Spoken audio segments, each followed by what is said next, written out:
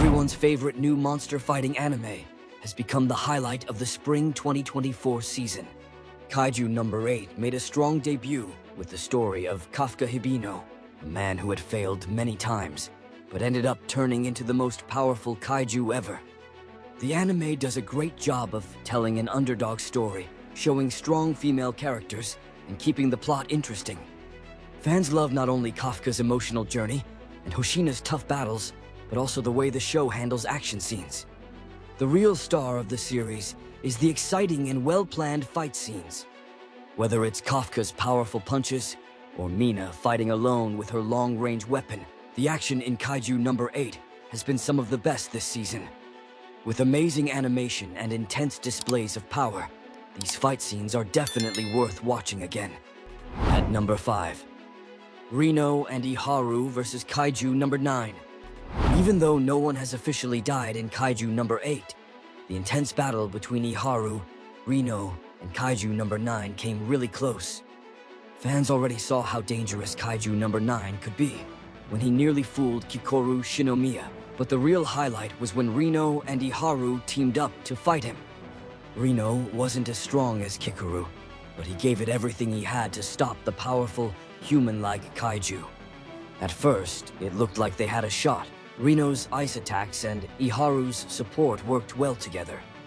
But then, Kaiju No. 9 showed he could control dead kaiju, and things quickly went downhill.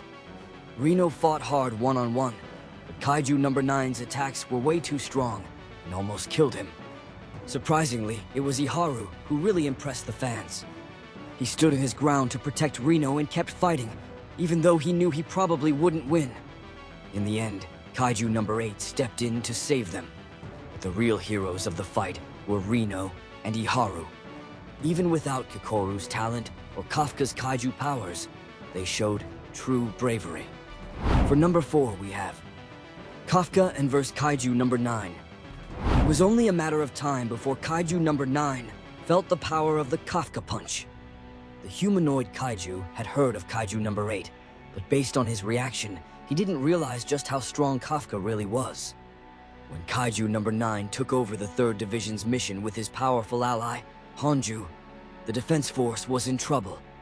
Just when Kaiju No. 9 was about to take out both Reno and Iharu, Kafka stepped in. This long-awaited fight started off with a bang when Kafka sent Kaiju No. 9's head flying across the street. This proved just how strong Kafka was with his 9.8 power level, especially considering the range and variety of Kaiju No. 9's abilities. It was a short but satisfying battle, with Kaiju No. 8 taking down the humanoid kaiju. If it hadn't been for the defense force getting in the way, Kafka would have finished the fight right then and there. Of course, for number 3, it has to be Hoshina vs. Kaiju No. 8. If there's one thing Kaiju No. 8 fans were more excited about than learning Kafka's big secret, it was seeing Kaiju No. 8 face off against top defense force officers. Luckily for the fans, the first one to step up was the quirky 3rd Division Vice Captain, Soshiro Hoshina. Everyone knew that Mina was the real powerhouse of the division, but Hoshina's true strength had been kept a secret. The Sagamihara neutralization operation was supposed to be just a regular mission, but when a powerful, unexpected kaiju appeared, Kafka had to break his promise to Reno. After Kafka saved Reno and Iharu from Kaiju No. 9, he was exposed to the defense force, especially Soshiro Hoshina. The vice captain was sent to stop the 9.8 power level kaiju, and their short battle was incredible. Fans got a glimpse of Hoshina's insanely sharp, almost godlike blade skills when he nearly pinned Kafka down.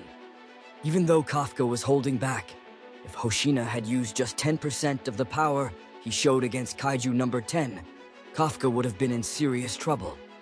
Hoshina proved that no one could beat him in close combat. For second place, it's gotta be Kafka vs. Isao Shinomiya. Kaiju No. 8 still has a lot of story left to tell and many burning questions to answer. Unfortunately, the first season ended without giving much away. However, the finale was packed with action and definitely worth a 10 out of 10. When Kafka Hibino revealed his kaiju form to save the defense force, he was immediately seen as a threat and taken by the authorities. But director Shinomiya had different plans, wanting to figure out Kafka's true intentions before getting rid of him for good. Their battle was an epic showdown as Kaiju number 8 lost control and let the parasite inside him go wild, attacking Isao's Kaiju number 2 infused armor. At first, Kafka didn't want to fight in his Kaiju form, but after Isao kept blasting off his limbs and nearly decapitated him, the Kaiju's instinct to survive took over. The fight nearly destroyed the entire arena as the two warriors collided like two mountains crashing together. So it's no surprise that Kaiju number 8 came out on top against director Shinomiya's brutal tactics, but not without losing a part of his humanity. For the glorious number 1 spot, we have Hoshina versus Kaiju number 10. Vice Captain Hoshina faced off against Kaiju number 8 without showing any fear. Fans knew they hadn't seen the last of the Blade Master. Even though he used 96% of his combat power, viewers got a glimpse of Hoshina's past, where his close-quarters fighting style was considered unsuitable for fighting Kaiju. That changed when Hoshina took on Kafka, but when Kaiju number 10 appeared, it made sense that Mina was the best choice for dealing with larger monsters. Even though Kaiju number 10 was huge and had powerful attacks, Hoshina showed he was still a major threat. Not only did he take down the monster in a one-on-one fight with his blades, but he also helped destroy its massive mutated form. Despite being at a disadvantage because of the Kaiju's size, the speed and force of Hoshina's attacks were enough to bring the giant Kaiju to its knees. While Mina landed the final blow, the real hero in the battle against Kaiju number 10 was Vice Captain Hoshina.